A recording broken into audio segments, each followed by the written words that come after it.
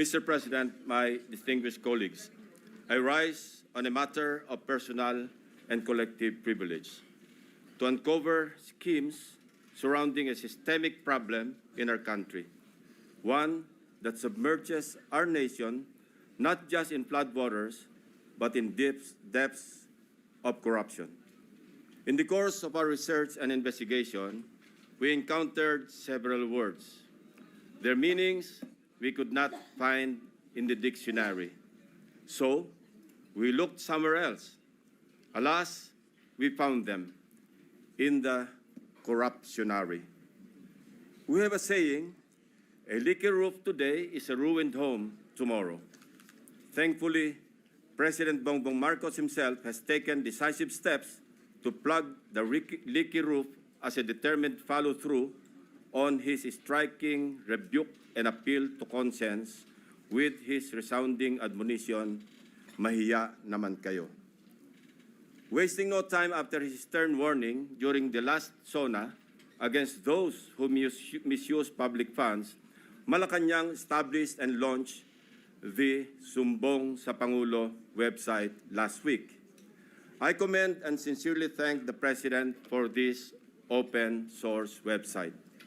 Not only does it open the public a direct line to the President to report anomalous flood control projects in their midst, but in my case, including that of my staff, the website makes our investigative work a lot easier.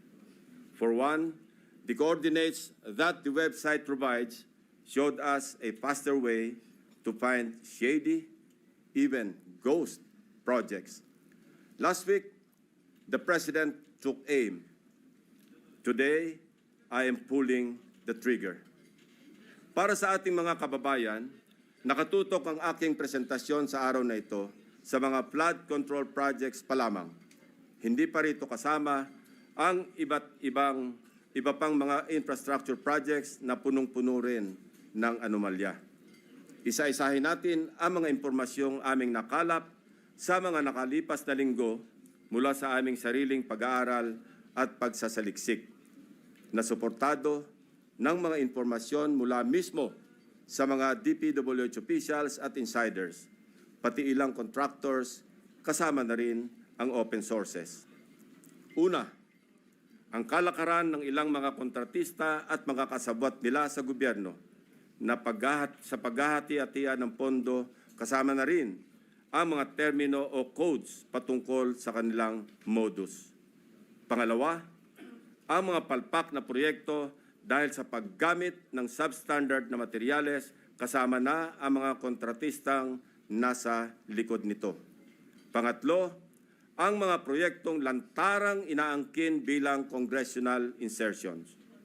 Pangapat, ang patuloy na pagbaha sa iba't ibang lugar na narating namin kahit taon-taon ay paulit-ulit na binubuhusan ng bilyon-bilyong pondo. At ang pinakahuli, ang mga tinatawag ng Pangulo na guni-guni o ghost projects na aming nahukay. For over 15 years, from 2011 to 2025, we appropriated more than 1.9 trillion pesos for flood control management program under the budget of the Department of Public Works and Highways alone. Sa loob lamang ng 3 taon, mula 2023 hanggang 2025, higit 1 trillion pesos ang ating inilaan sa ilalim ng 3 naipasang budget measures para sa flood control. Halos 53% ng kabuuang pondo sa loob ng 15 taon. When we are speaking in trillions of pesos, we should expect our streets and low-lying communities to be flood-free when the rains pour. Gayunpaman, sa paghagupit ng magkakasunod na habagat at mga bagyong Krising, Dante at Emong, ilang linggo pa lamang ang nakalipas, kasamang winasak at inanod ng baha ang bilyon-bilyong pisong halaga ng mga flood control projects na halos bago at kakukumpleto pa lamang na dapat sana ay nagbigay proteksyon sa ating mga kabahayan at komunidad. Corruption has been so pervasive and systemic that doing so is like the piece of cake. And when I say piece of cake, I mean that funds for a specific project are divided, shares vary depending on greed, big parts swallowed by corrupt operators, both from the public and private sectors, leaving only crumbs for actual project implementation. May ilan pa ngang proyekto, hindi man lang nagtira para sa taong bayan. Ang tawag ng Pangulong Marcos dito, guni-guni o ghost projects.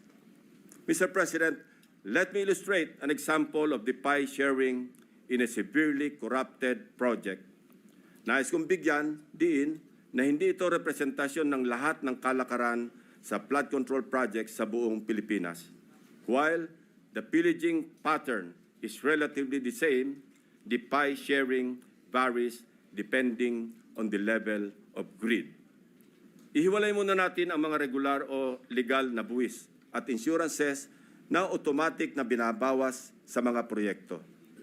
5% value-added tax, 2% withholding tax, 1% para sa bonds and insurances at 1% materials testing. Ibawas na rin natin ang allowable contractor's profit na 8 to 10%. Halimbawa, sa 100 million piso na pondo para sa flood control project, kung ibabawas ang maximum allowable deductions, nasa 82 million ang matitira para sa proyekto. Pero hindi pa rito nagtatapos, Mr. President. Kakatayin pa ang budget para sa mga lagay, commissions, SOPs, at iba-iba pang terminong binubuo para sa shares ng mga korap. Sa mga halos magkakaparehong impormasyon na aming nakalap, ganito kagarapal ang sistema sa hatian ng isang maanumalyang proyekto. 8 to 10% para sa mga opisyal ng DPWH. Swerte na daw kung pumayag ang district engineer na 6% lamang ang parte niya. May ekstrang 2 to 3% pa na parte ang district engineering office kung may sosobra sa contractor's profit. Na-compute na rin kasi ng district engineering office ang tutubuin ng contractor mula sa project at sinisiguro na nila na sosobra ito sa allowable profit para mayroon pa silang kukubrahin. Ang tawag nila rito, reseta. Reseta dahil ang presyo na itinakda ng District Engineering Office ay nakasulat at napagdesisyonan na. Parang gamot, Mr. President, lulunukin na lang ng contractor. 5 to 6% para sa mga miyembro ng Beach and Awards Committee or BAC. 0.5 to 1% para sa COA. Mr. President, meron pa ngayon tinatawag na passing through or parking fee na aabot sa katumbas na 5 to 6% ng pondo. Ito ang itinuturing na royalty, ang tawag sa lagay na ibinibigay sa politikong may kontrol sa distrito kung saan iimplementa o itatayo ang proyekto. Lo and behold, Mr. President, 20 to 25% ang karaniwang napupunta sa funder o project proponent na politiko. Mr. President, ang matitirang pondo para sa pagpapatayo ng proyekto ay napakaswerte ng umabot sa 40% o 40 million pesos alisunod sa ating halimbawang 100 million pisong pondo para sa proyekto. Mr. President, there is an evident pattern of this nasty distribution of public funds among crooks. Ito ay base sa mga case studies na aming pinuntahan at mususing inimbestigahan sa iba't ibang dako ng bansa, partikular sa issue ng flood control. Hindi na namin isinama sa aking presentasyon ang mga naikutan at ibinunyag na ng Pangulo. Ang malinaw na malinaw. Halos pare-pareho ang pattern kung paano minamasaker ng mga kawatan ang pondo ng bayan. Nauna na po itong iniulat ng ating Pangulo noong nakarang linggo.